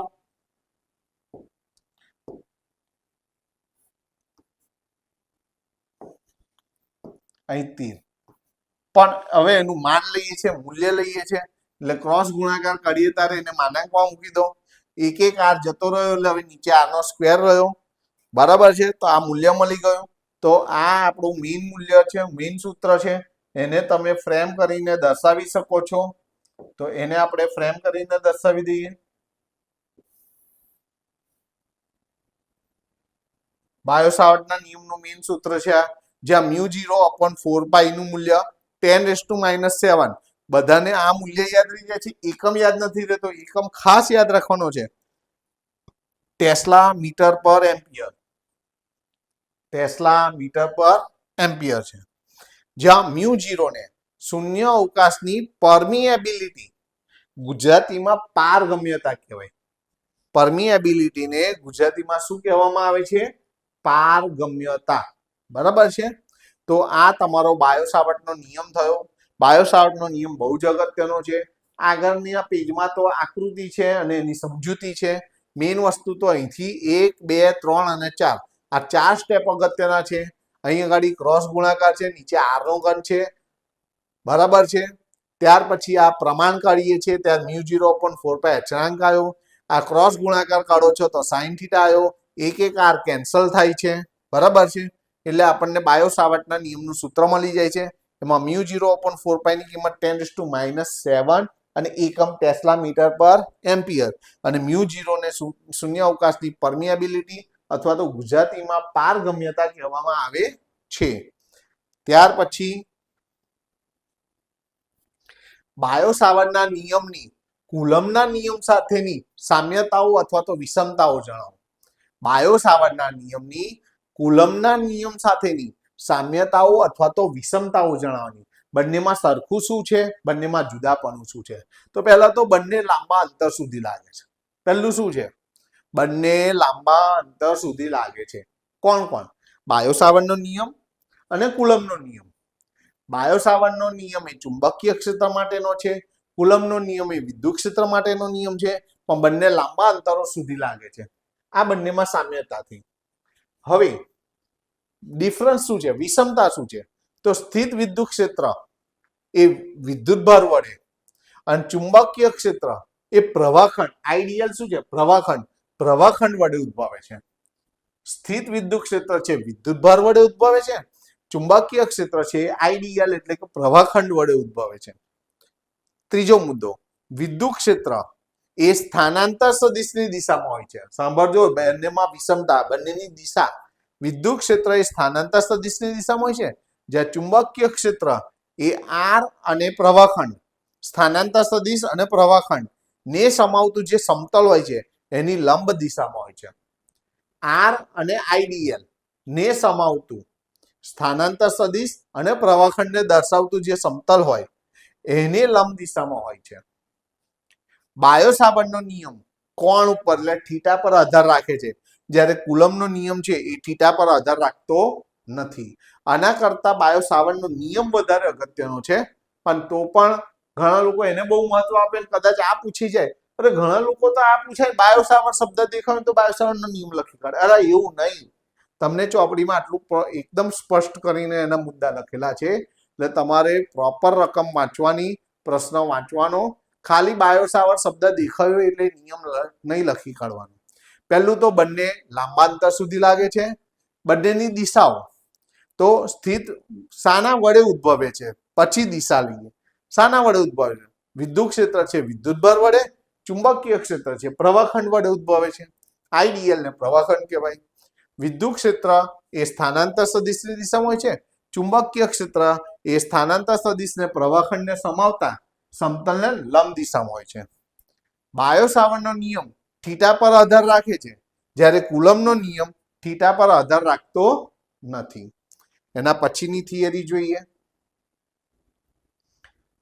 આખા ચેપ્ટરની બિગ બોસ, સૌથી વધારે અગત્યની મારા તરફથી બોર્ડની એક્ઝામ માટે તૈયાર રાખવાની. આમ જોવા જઈએ તો બધી થિયરીઓ વારંવાર પૂછાતી હોય છે, પણ સૌથી વધારે થિયરી આ પૂછેલી છે અને આની શક્યતા વધારે છે. વિદ્યુત પ્રવાહ ધારિત વર્તુળાકાર માર્ગ. આ વર્તુળાકાર એક જ આંટો છે એટલે આને તમે રિંગ પણ કહી શકો, બરાબર છે. વિદ્યુત પ્રવાહ ધારિત વર્તુળાકાર પ્રવાહગાળાની અક્ષ પર અથવા રિંગની અક્ષ પર, વિદ્યુત પ્રવાહ ધારિત રિંગની અક્ષ પર ચુંબકીય ક્ષેત્ર મેળવો. તો અહીં એક બંધ ગાળો લીધો છે, એમાંથી વહેતો પ્રવાહ I છે, સૂક્ષ્મ ખંડ dl છે, બરાબર છે. હવે અહીં આ એક્સ અક્ષ છે, વાય અક્ષ છે, ઝેડ અક્ષ છે. એક્સ અક્ષ પર એક્સ અંતરે બિંદુ P છે. આ રિંગ વડે P બિંદુએ ઉદ્ભવતું ચુંબકીય ક્ષેત્ર dB શોધવું છે. પણ dB ના બે ઘટકો, dBx એટલે સમક્ષિતિજ ઘટક, dB લંબ એટલે શિરોલંબ ઘટક, બરાબર છે. હવે આ કાટખૂણો છે, અહીં થીટા ખૂણો બને છે એટલે આ કર્ણ કહેવાય. કાટખૂણો અહીં છે એટલે કર્ણ આ કહેવાય. કર્ણનો વર્ગ એટલે અહીં કર્ણને આપણે r વડે દર્શાવીએ, અંતર r, તો અહીં r નો વર્ગ, કર્ણનો વર્ગ એટલે x નો વર્ગ વત્તા r નો વર્ગ, એવું થાય. સારું, તો પહેલા તો આપણે આકૃતિ સમજ્યા. હવે અહીંયા આગળ આ dbx એના સમક્ષિતિજ ઘટકનું સૂત્ર લેવાનું છે. સમક્ષિતિજ ઘટકનું સૂત્ર એટલે db cos થીટા. એમાં db એટલે બાયો-સાવર્ટનો નિયમ, આ μ0 IDL upon 4 pi r², આ એનું સૂત્ર લખ્યું બાયો-સાવર્ટના નિયમનું. cos થીટા એટલે પાસેની બાજુ ભાગ્યા કર્ણ, પાસેની બાજુ એટલે r, કર્ણ અહીં કર્ણનો વર્ગ છે, વર્ગ નથી જોઈતો, અહીંથી વર્ગ કાઢીએ એટલે સામે 1/2 ઘાત, વર્ગમૂળ અથવા 1/2 ઘાત જુઓ, એટલે r ભાગ્યા x² પ્લસ r² ની 1/2 ઘાત થયું. હવે તમારે આની કિંમત મૂકવાની છે r² ની, આ r² ની કિંમત x² પ્લસ r² અહીં મૂકવાની છે, જુઓ એની 1 ઘાત. બીજું બધું એવું ને એવું, μ0 upon 4 pi a1 એવા, ઉપર આઈડિયલ a1 એવા, નીચે સ્મોલ r² ની કિંમત મૂકી, આ r ના છેદમાં x² પ્લસ r² ની 1/2 ઘાત, એ પણ એવું ને એવું. ખ્યાલ આવે છે ને? આકૃતિ દોરવામાં બહુ સમય તમારે વિળવવાનો નથી. ઘણી વાર એવું થાય છે કે આકૃતિ દોરવામાં જ તમે 2 મિનિટ લઈ લો છો, 3 મિનિટ લઈ, ચલો 2 મિનિટ, પણ ઘણા લોકો તો 5 મિનિટ 3-4 મિનિટ એમાં બગાડી કાઢે છે. હવે ગુણાકારમાં અધર સરખા ઘાતોનો સરવાળો 1 વત્તા અડધો એટલે દોઢ, દોઢ એટલે 3 ના અડધા તો 3 દૂત્યાંશ ઘાત, તો x square plus r square ની ઉપર 3 દૂત્યાંશ ઘાત, ઉપરના પદો ભેગા કરો મ્યુ 0 IDL r છેદમાં 4 પાઈ છે. હવે આ જે મળ્યું સૂક્ષ્મ ચુંબકીય ક્ષેત્ર એ ડીએલ સૂક્ષ્મખંડને કારણે, તો સૂક્ષ્મખંડ ડીએલ અહીં ડીએલ બતાવેલું છે, ડીએલ ને કારણે આ ડીબી મળેલું છે. તો આ જે મળ્યું આપણને, તો સૂક્ષ્મખંડ ડીએલ હોય તો આ સૂત્ર, તો આખો પરિઘ, આખી રિંગ, આખો વર્તુળાકાર માર્ગ, બરાબર છે, પ્રવાહ ગાળો, તો એટલે પરિઘ કહેવાય 2πr. તો 2πr માટે કેટલું, તો આ બેનો ગુણાકાર, આખું લખવાનું, ઉપર 2πr ગુણવાના, નીચે ડીએલ ભાગવાના. તો હવે જો ડીએલ ડીએલ જતા રહેશે, આખું સૂત્ર અહીં મૂક્યું. ડીએલ ખંડ હોય તો આટલું ચુંબકીય ક્ષેત્ર, તો આખો પરિઘ હોય, આખો પરિઘ આ 2πr, r ત્રિજ્યાનો પરિઘ છે ને, તો 2πr હોય તો કેટલું, આ બેનો ગુણાકાર થાય, ડીએલ ભગાઈ જાય. તો ડીએલ ડીએલ કેન્સલ થશે, એક એક પાઈ ગયા, 2 2 દુ 4 થશે, ફરી ડીએલ ડીએલ કેન્સલ થશે, પાઈ પાઈ કેન્સલ થશે, 2 દુ 4 એટલે ઉપર mu 0 i r into r એટલે r સ્ક્વેર, નીચે 2 કૌંસમાં x square plus r square raise to 1/2 આટલું થયું. હવે આ સૂત્ર મળી ગયું આપણને, બરાબર છે. પણ હવે સાંભળો, કેન્દ્ર ગાડી શોધવું આવે આપણે, આ રિંગના, આ તો x અંતરે શોધ્યું, આ x અંતરે ચુંબકીય ક્ષેત્ર છે, પણ કેન્દ્ર ઉપર શોધવું હોય તો x બરાબર 0 અંતર, આમાં x ની જગ્યાએ તમારે 0 લખવું પડે, નહીં x ની જગ્યાએ 0 તો b0 એવું લખી શકાય. તમે જો કઈ તમે b0 એવું લખવું હોય તો લખી શકાય. x ની જગ્યાએ અહીંયા ગાડી તમારે 0, અહીં 0 લખવું હોય તો આમ લખી શકો છો તમે, બરાબર છે. તો અહીંયા ગાડી અત્યારે અહીં b એટલે bx જેવું છે એવું જ રહેવા દો, બરાબર છે. b બરાબર આ સદિશ છે, સદિશ એટલે મૂલ્ય અને દિશા, તો bx પાછળ જે મેળવ્યું છે એ લખી કાઢ્યું આપણે, બરાબર. હવે વર્તુળાકાર ગાળાના કેન્દ્ર પર એટલે જ્યાં x હોય, જો એટલે કે x બરાબર 0 માટે જ્યાં x હોય ત્યાં શું મૂકી દો 0, એટલે આ પદ જતું રહે, તો r સ્ક્વેર ની ઉપર 1 દૂત્યાંશ ઘાત થઈ જાય, અહીં 3 દૂત્યાંશ માં લખવામાં ભૂલ થઈ છે, 1 દૂત્યાંશ નથી, પાછળ જુઓ તો જુઓ શું થયું આટલા માટે. હા જો અહીં આગળ ડીએલ ખંડ માટે આટલું આટલું એટલે કેટલી ઘાત છે, 3 દૂત્યાંશ ઘાત. જોજો ભાઈ સુધારી લેજો, કેટલી ઘાત છે, 3 દૂત્યાંશ. પહેલા તો આને આપણે કાઢવી પડશે, 3 દૂત્યાંશ ઘાત, બરાબર છે, 3 દૂત્યાંશ. અહીં પણ તમારે 3 દૂત્યાંશ, અહીં પણ 3 દૂત્યાંશ કરવી પડશે.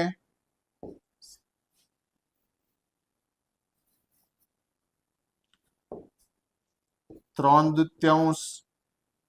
દૂત્યાંશ બરાબર છે. પાછળ બી અહીં પણ 3 દૂત્યાંશ છે,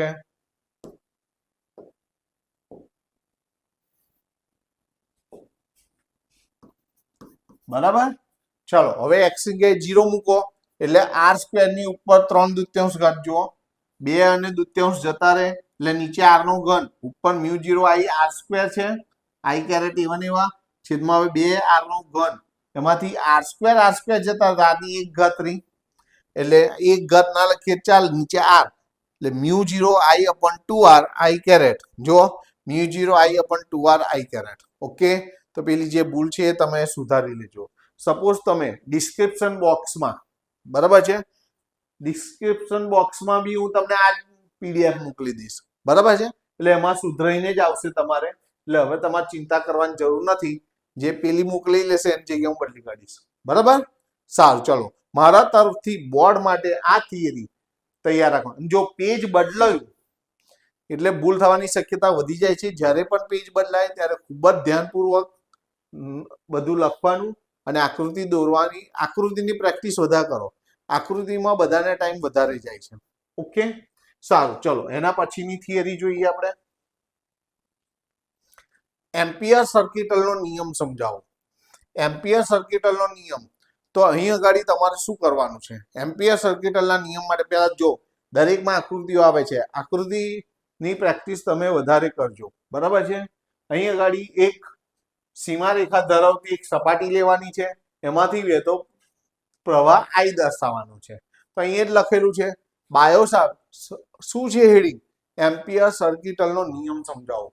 આ પણ ચેપ્ટરનો બિગ બોસ કહેવાય. એટલે આની આગળની થિયરી આ થિયરી સૌથી વધારે બાયોસાવર્ટના નિયમ કરતા પણ એમ્પિયર સર્કિટલનો નિયમ વધારે અગત્યનો છે, બરાબર છે. અને આની આગળની થિયરી તો ખરી જ. આકૃતિ દોરીને એની સમજૂતી લખો. પહેલા તો બાયોસાવર્ટના નિયમને વધારે સારી રીતે અને સચોટ રીતે દર્શાવવાની બીજી રીત છે, જેને આપણે એમ્પિયર સર્કિટલનો નિયમ કહેવાય. બોલો, બાયો એટલે એનું મહત્વ વધી ગયું. બાયોસાવર્ટના નિયમને વધારે સારી રીતે, વધારે સચોટ રીતે, પરફેક્ટલી રીતે દર્શાવવાની બીજી રીત છે, જેને આપણે એમ્પિયર સર્કિટલનો નિયમ કહે છે. આકૃતિમાં એક સીમારેખા, જો સીમારેખા લખેલું છે, આકૃતિમાં એક સીમારેખા ધરાવતી મુક્ત સપાટીને ધ્યાનમાં લેવામાં આવે છે. આકૃતિમાં એક સીમારેખા ધરાવતી મુક્ત સપાટી ધ્યાનમાં લેવામાં આવે. આપણે બે લાઈન લખી. પહેલી લાઈન શું લખી આપણે? તો બાયોસાવર્ટના નિયમને વધારે સારી રીતે અને સચોટ રીતે દર્શાવવાની બીજી પણ એક રીત છે, જેને એમ્પિયર સર્કિટલનો નિયમ કહેવામાં આવે છે. અને આકૃતિમાં એક સીમારેખા ધરાવતી એક મુક્ત સપાટીને ધ્યાનમાં લેવામાં આવે છે. આ સીમારેખાને, આ જે સીમારેખા છે, એને અનેક નાના નાના ડીએલ લંબાઈના ખંડોમાં વહેંચાયેલી છે તેમ ધારવામાં આવે છે, એમ લેવામાં આવે છે. આ જે સીમારેખા છે એને અનેક નાના નાના ખંડો ડીએલ લંબાઈના ખંડોમાં વહેંચાયેલી છે તેમ લેવામાં આવે છે. અહીં ચુંબકીય ક્ષેત્રના સ્પર્શીય ઘટક બીટી, ટેન્જેન્શિયલ એલિમેન્ટ એટલે ટી, બીટી, ચુંબકીય ક્ષેત્રનો સ્પર્શીય ઘટક બીટી અને ડીએલ નો ગુણાકાર લેવામાં આવે છે. કોનો કોનો ગુણાકાર? બીટી અને ડીએલ નો ગુણાકાર લેવામાં આવે છે. અને આવા બધા જ ગુણાકારોનો સરવાળો લેવામાં આવે છે, જે સંકલનમાં પરિણમે છે. સદિશ સરવાળો, એને શું કહેવામાં? સંકલન એટલે સદિશ સરવાળો, જેનું મૂલ્ય μ0 I ના ગુણાકાર જેટલું થાય છે. સાંભળજો, બધા જ ગુણાકારોનો સરવાળો લેવામાં આવે છે, જે સંકલનમાં પરિણમે છે, જેનું મૂલ્ય μ0 I ના ગુણાકાર જેટલું થાય છે. આ જ વસ્તુને ગાણિતિક શબ્દોમાં પાછળ લખેલું છે, જુઓ. બંધ સંકલન સદિશ b ડોટ સદિશ dl બરાબર μ0 I. આ એનું ગાણિતિક સ્વરૂપ છે. બંધ સંકલન સદિશ b ડોટ સદિશ dl is equal to μ0 I. બંધ સંકલન સદિશ b ડોટ સદિશ dl is equal to μ0 I. આ સૂત્ર તમારે યાદ રાખવાનું છે, જ્યાં I એ સપાટીમાંથી પસાર થતો કુલ પ્રવાહ છે અને એની સંગ્રહ પ્રણાલી જમણા હાથના નિયમની મુજબ લેવામાં આવે છે. તો આ તમારો એમ્પિયર સર્કિટલનો નિયમ થયો, બહુ જ અગત્યનો છે. પહેલી લાઈન શું હતી? યાદ છે તમને? શું લાઈન હતી? બાયોસાવર્ટના નિયમને વધારે સારી રીતે અને સચોટ રીતે દર્શાવવા માટેની બીજી રીત છે, જેને એમ્પિયર સર્કિટલનો નિયમ કહેવામાં આવે છે. આકૃતિમાં શું હતું? એક સીમારેખા ધરાવતી એક મુક્ત સપાટીને ધ્યાનમાં લીધી હતી, એમાંથી વિદ્યુત પ્રવાહ પસાર કર્યો હતો. આ સપાટીને અનેક નાના નાના સૂક્ષ્મ ખંડ ડીએલ લંબાઈના ખંડોમાં વહેંચેલી છે એવું ગણવામાં આવ્યું, બરાબર છે. અને ત્યાર પછી શું લખ્યું હતું આપણે? ચુંબકીય ક્ષેત્રનો સ્પર્શીય ઘટક બીટી અને ડીએલ, જો બી અને ડીએલ નો ગુણાકાર છે, બી અને ડીએલ નો ગુણાકાર, ને આવા બધા ગુણાકારોનો સરવાળો સંકલનમાં પરિણમે છે, એટલે આ બંધ સંકલન, અને એનું મૂલ્ય μ0 I ના ગુણાકાર જેટલું થાય છે. જો એ જ લખેલું છે આગળ. બીટી અને ડીએલ નો ગુણાકાર અને બધાનો સરવાળો કરીએ એટલે સંકલન બને છે. એટલે ડાબી બાજુ થઈ, ડાબી બાજુ થઈ. જુઓ,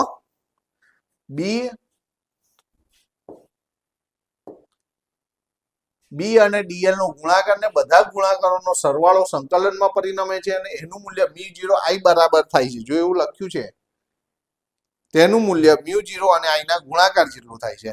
અને એને આપણે એ જ વસ્તુને ગાણિતિક સ્વરૂપમાં દર્શાવી દીધું. એમાં I એ શું છે? સપાટીમાંથી પસાર થતો કુલ પ્રવાહ છે, જેની સંજ્ઞા પ્રણાલી આપણે જમણા હાથના નિયમ મુજબ લેવામાં આવે છે. ચુંબકીય ક્ષેત્રના ગુણધર્મો.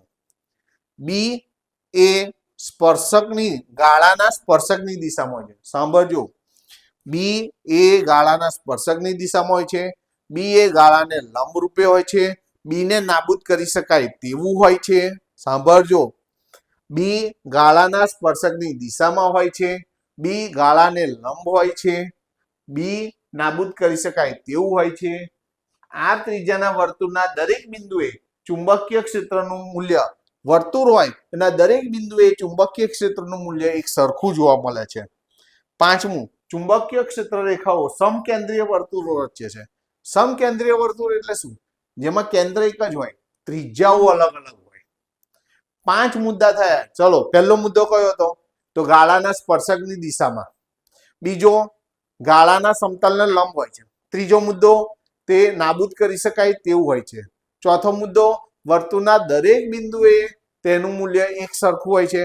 અને પાંચમો મુદ્દો, તે આ જે ચુંબકીય ક્ષેત્ર રેખાઓ છે એ સમકેન્દ્રીય વર્તુળો રચે છે. સમકેન્દ્રીય વર્તુળો એટલે કેન્દ્ર એક જ હોય, ત્રિજ્યાઓ જુદી જુદી હોય. તો 5 એ 5, 5 નથી મુદ્દા, 8 છે. પાછળ બીજા 3 લખેલા છે. ફરી એકવાર, પહેલું, સ્પર્શકની દિશામાં દરેક જે અગત્યના મુદ્દા છે એને તમે કોન્સન્ટ્રેટ કરો, એ યાદ રાખવાનું છે. તો ગાળાના સ્પર્શકની દિશામાં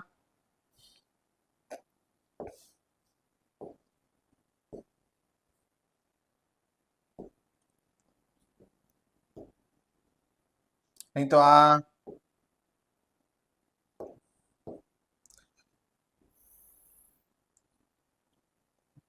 થોડું પ્રોપર કરીએ. સ્પર્શકની દિશામાં ગાળાને લંબ રૂપે હોય છે, ગાળાને લંબ રૂપે હોય છે, નાબૂદ થઈ શકે તેવું હોય છે, નાબૂદ કરી શકાય,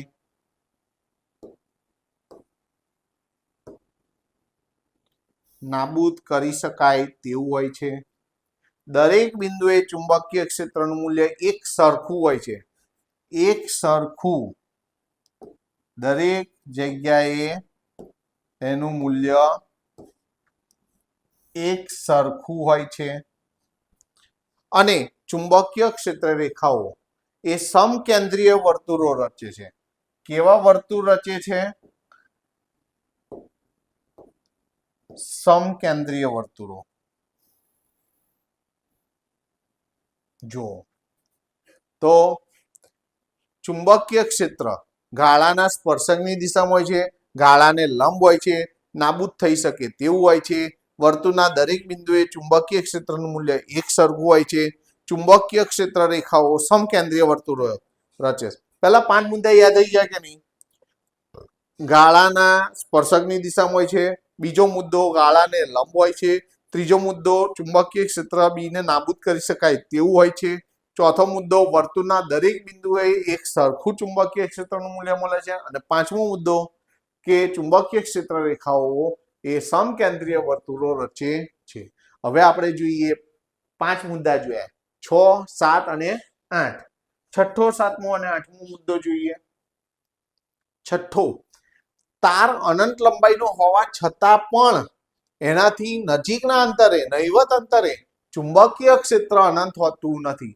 તાર ભલે ને અનંત લંબાઈનો હોય, એવું જરૂર નથી તાર અનંત લંબાઈનો. તાર ભલે અનંત લંબાઈનો છે, પણ એની નજીકના અંતરે તો અનંત ચુંબકીય ક્ષેત્ર અનંત ના હોય, એમાંથી જેટલો પ્રવાહ પસાર થાય છે એ પ્રમાણે જ હોય. ખબર પડે છે? ભલે ને તાર અનંત લંબાઈનો છે, પરંતુ એની નજીકના, અત્યંત નજીકના બિંદુએ અથવા નહિવત અંતરે ચુંબકીય ક્ષેત્ર અનંત હોતું નથી.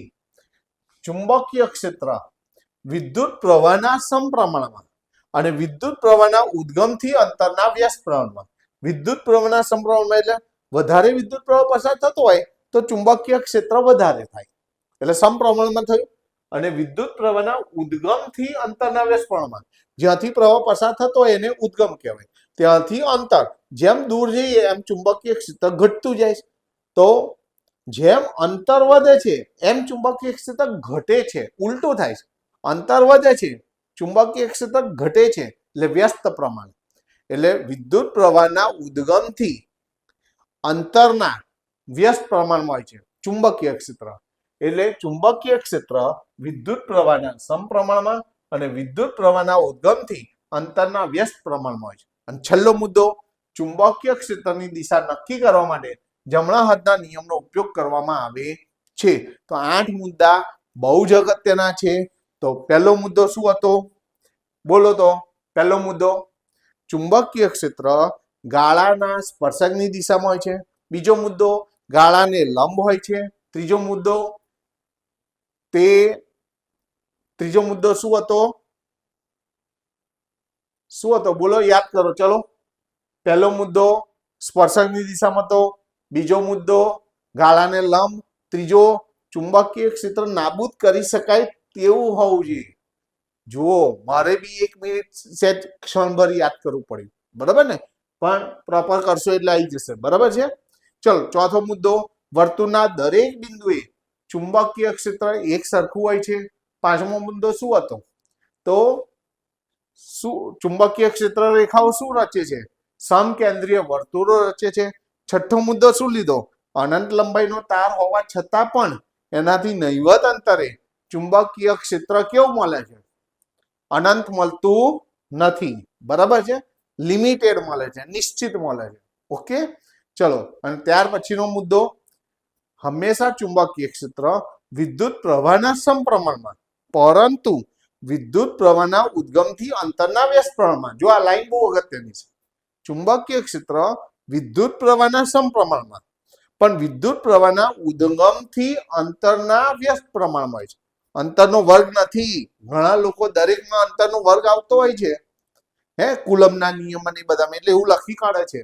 ફરી એકવાર, ચુંબકીય ક્ષેત્ર વિદ્યુત પ્રવાહના સમપ્રમાણમાં, પરંતુ વિદ્યુત પ્રવાહના ઉદ્ગમથી અંતરના વ્યસ્ત પ્રમાણમાં હોય છે. અને છેલ્લો મુદ્દો 8મા નંબરનો, એની દિશા જમણા હાથના નિયમની મદદથી નક્કી કરવામાં આવે છે. તો આજે આપણે કેટલી થિયરીઓ જોઈ? જુઓ તો,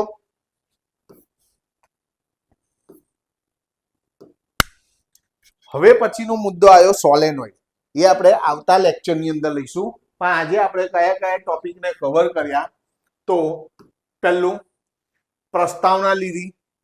બીજાની અંદર આપણે વિદ્યુત ભારોને કારણે વિદ્યુત ક્ષેત્રની લાક્ષણિકતા જોઈ.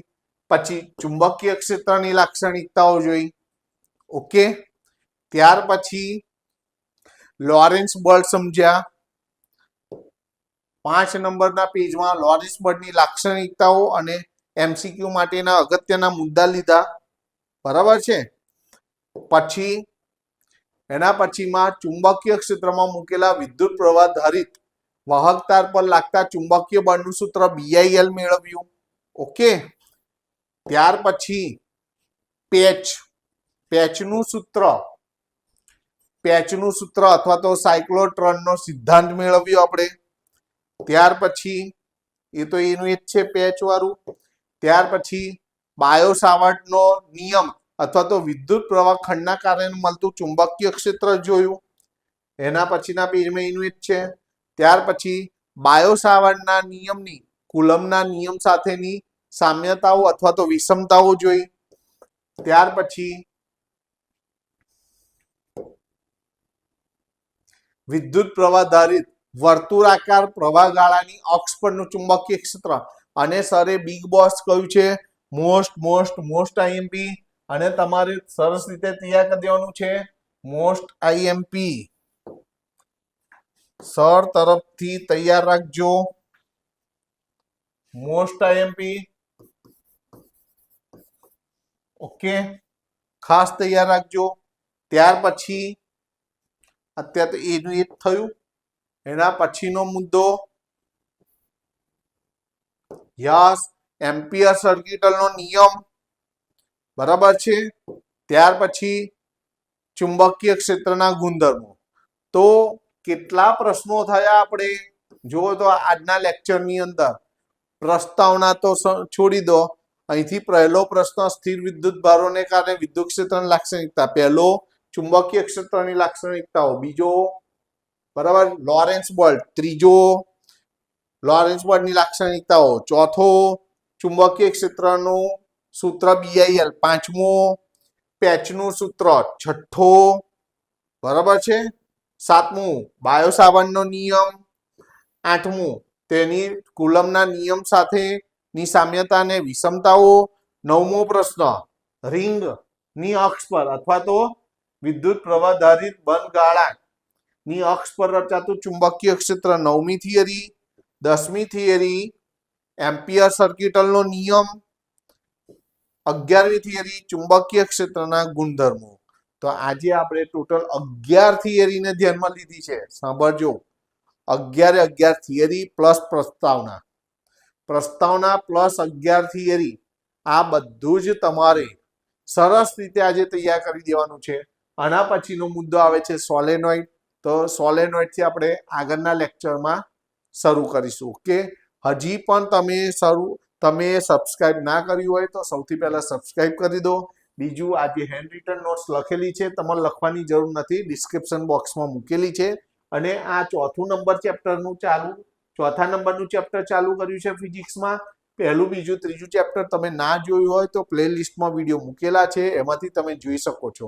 અને આ વિડીયોને તમારા ફ્રેન્ડ સર્કલમાં બી શેર કરો અને એમને પણ સબસ્ક્રાઇબ કરવાઓ. ઓકે, તો ચલો આપણે નેક્સ્ટ વિડીયોમાં મળીએ છીએ. ઓકે, ચલો ટાટા બાય, સી યુ.